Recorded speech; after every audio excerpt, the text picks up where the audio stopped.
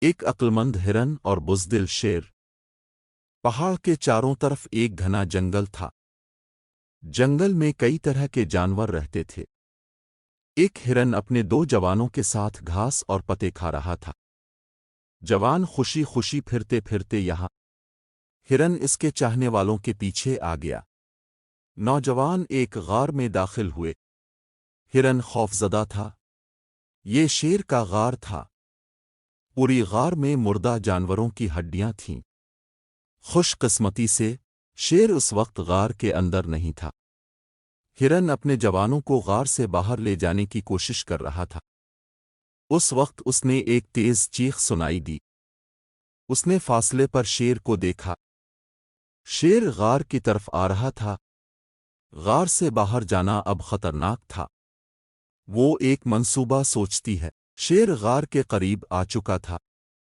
ہرن نے آواز اٹھائی اور چیخا، میرے ہرن چھوٹے بچے نہیں روتے۔ میں تمہیں کھانے کے لام ایک شیر کو پکڑ لوں گا۔ اب اچھا کھانا کھا سکتے ہو۔ شیر نے یہ الفاظ سنے۔ وہ پریشان تھا۔ اس نے اپنے اب سے کہا، غار سے ایسی عجیب آواز کس کی ہے؟ مجھے پکڑنے کے لیے ایک خطرناک جانور اندر رہ رہا ہے۔ میں موت سے بچنے کے لیے بھاگ جاؤں گا۔ یہ کہتے ہوئے شیر جتنی جلدی ہو سکے وہاں سے بھاگنے لگا۔ ایک گیدڑ نے بھاگتے ہوئے شیر کو دیکھا۔ اب بڑے خوف سے کیوں بھاگ رہے ہیں؟ گیدڑ نے پوچھا۔ شیر نے کہا، میرے دوست، ایک طاقتور اور سخت جانور میری غار میں رہنے آیا ہے۔ نوجوان شیر کو کھانے کے لام پر پکار رہے ہیں۔ ماں وعدہ کر رہی ہے ان کے لام اس شیر کو پکڑنا۔ لہذا میں بڑے خوف سے بھاگ رہا ہوں۔ ہوشیار گیدڑ اب یقینی ہو گیا تھا۔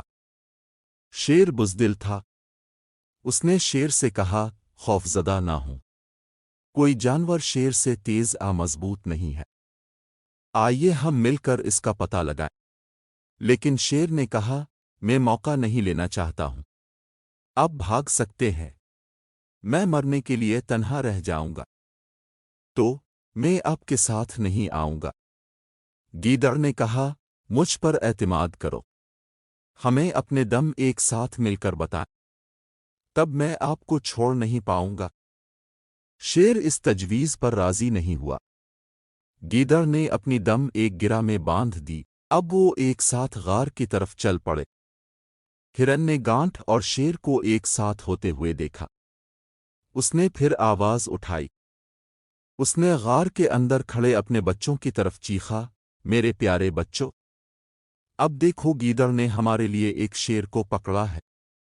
اس نے شیر کی دم کو اپنی دم سے باندھ دیا ہے۔ یہ شیر کو فرار ہونے سے روکنے کے لیے ہے۔ ہمارے کھانے کے لیے آپ کے پاس جلد ہی شیر ہوگا۔ شیر نے یہ سنا۔ وہ چونک گیا۔ اسے اب یقین تھا گیدڑ نے اسے دھوکہ دیا۔ تو شیر نے اپنے غار کے اندر کھڑے خوفناک جانور سے فرار ہونے کا فیصلہ کیا۔ اس نے دوڑنا شروع کیا۔